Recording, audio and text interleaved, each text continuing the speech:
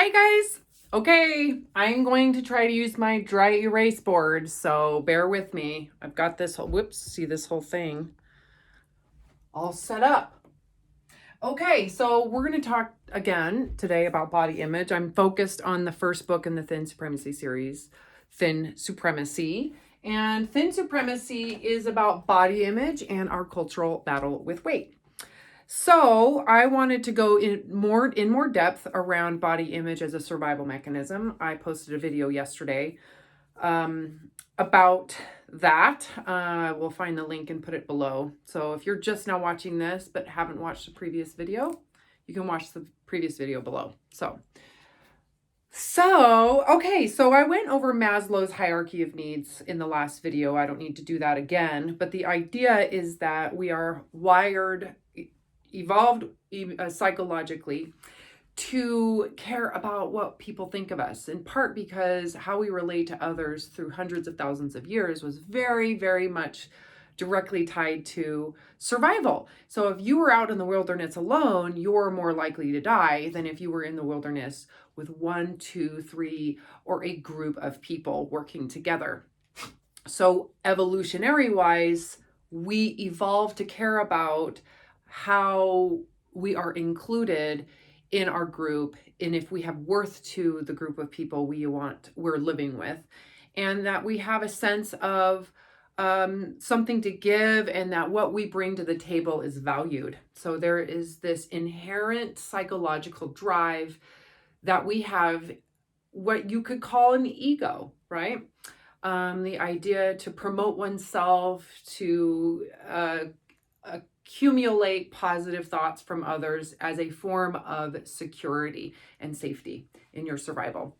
So body image, based on what I present in the book Thin Supremacy, is this survival need to fit in with your group, with your tribe, with your culture. And if you don't personally feel that you are worthy or that you have something of value, there's an illusion that if you compare yourself to others, that's called social comparison. I reference that in the book Thin Supremacy.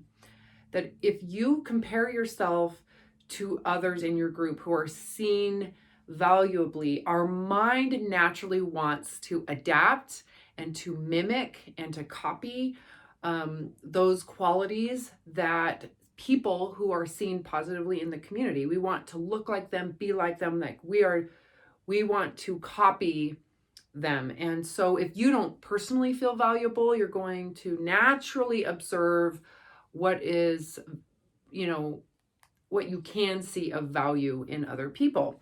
And one of those things and qualities that's praised is body image. So I am going to draw an example of how this works. So here we have a group of people. Let's just say this is your friend group, your family, your parents, and they all are wearing a blue cape. They're all wearing a blue cape. And they all are talking about their blue cape and how happy and excited and wonderful. And there's this one person who's just totally amazing wearing their blue cape, and they are given this, you are like superior platform. You are seen as special in your blue cape. So someone who feels like they don't have any quality or they don't have something to give might think, well, if I wear a blue cape, people will associate me positively with this group. I will be more included and will experience being seen positively. So again, this would be very attractive psychologically and unconsciously to someone who feels unattractive on the inside, that there is not enough to allow them to feel included. You can imagine this happens a lot in junior high, like those adolescent periods of your time, of your life. So, where friend groups are being formed and disclusion is more common. So like junior high school, high school, even in college, when you move to a new community as an adult, where you're trying to find a place in your community and a sense of where you fit in. So unfortunately, well, this is actually very normal. So unfortunately, what happens is you get people who are very narcissistic about these body images. Usually someone in in this superior space gets a sense of, I'm better than others because of my superiority. So they create this idea that they're not only worthy of inclusion, but they're worthy of being worshiped. And oftentimes, when someone who is given this definition of specialness, who doesn't have an internal, authentic sense of worth, but they're getting all this extrinsic sense of worth, when they the way they understand themselves is solely based on the conditions that make them feel special.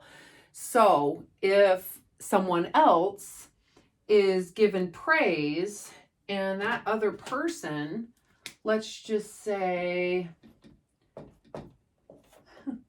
that other person is given praise for something different, like, oh my God, you have amazing ponytails. Just being simple here.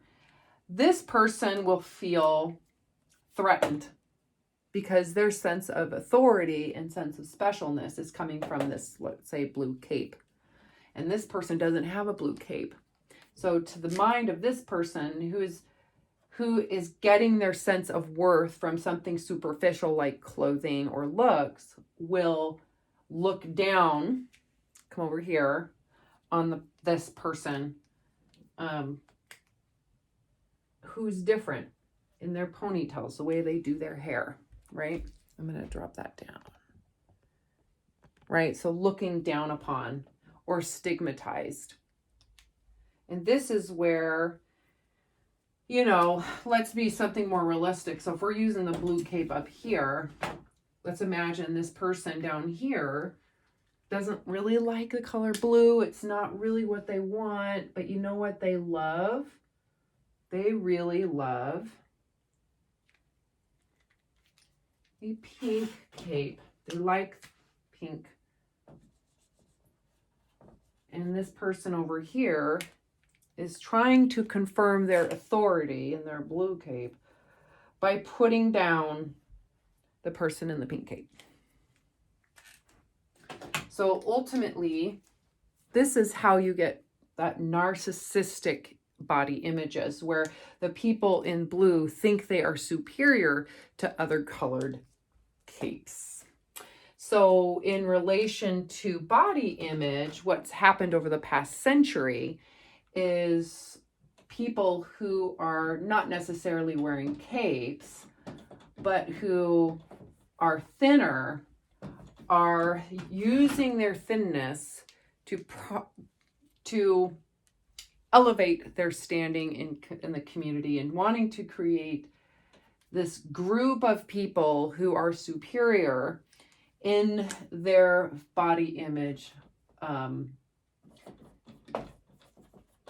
you'll notice if you're on my Instagram or my Facebook that I often use the term narcissistic supremacy. Thin supremacy, narcissistic body image supremacy. So the illusion is that this group of people are a superior people because of their thinness. You'll see this commonly, not just with thinness. So if we look at body image as it is in general today, you'll see it's also determined by a concept of what fitness is. Also sexual attractiveness. So that can be obviously defined by what you think is superior too. Often fitness, thinness, the waist trainers, more of a voluptuous look is kind of coming back as well. So you could say just the magnified body parts. Magnified body part supremacy. So think about this one. It could be like, those big big lips that are being magnified right now. We've also got the big cheeks. Just trying to put up, cheeks, butt implants, breasts, obviously. At different times in history, those have also been. Then the magnified miniaturizing also. So again, like just how we're trying to miniaturize thin supremacy is a form of wasting away. You can use the abdomen is a very major central point for body image now with the waist trainers.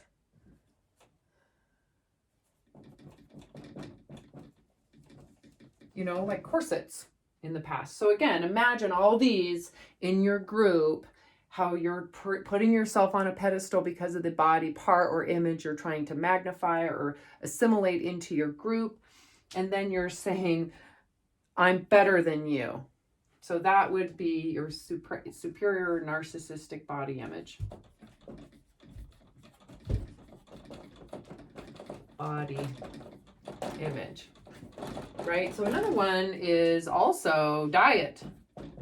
Whose way of eating is superior to others? So it doesn't necessarily have to be a visible image. It can be a concept of the body. So obviously, I think fitness is a concept, but a lot of people think it's a look, which is why when you look at images in the fitness industry, they're promoting an image of leanness and muscularness and make with the assumption that means you're fit. Okay, this is over 10 minutes. I'm going to put this to closure. So in short, the narcissistic idea around body image is that the way you fit in is through superior imagery that differentiates you from others in a superior way. So the illusion is you are special, which makes your value higher than others. And in terms of body image, that's because you don't necessarily have an internal authentic sense of self that you're deriving a feeling of worth from. Okay, that's it. There's my demonstration for today. I'm going to spend a lot more time on this dry erase board. I'm a visual learner, so I'm going to provide that for you. All right, you guys, like the video. If you haven't read Thin Supremacy, Body Image, and Our Cultural Battle with Weight, go do it today. You can go upload it right now from my website. The link is below, and hopefully within the next week or two, we'll have a print book. All right, bye.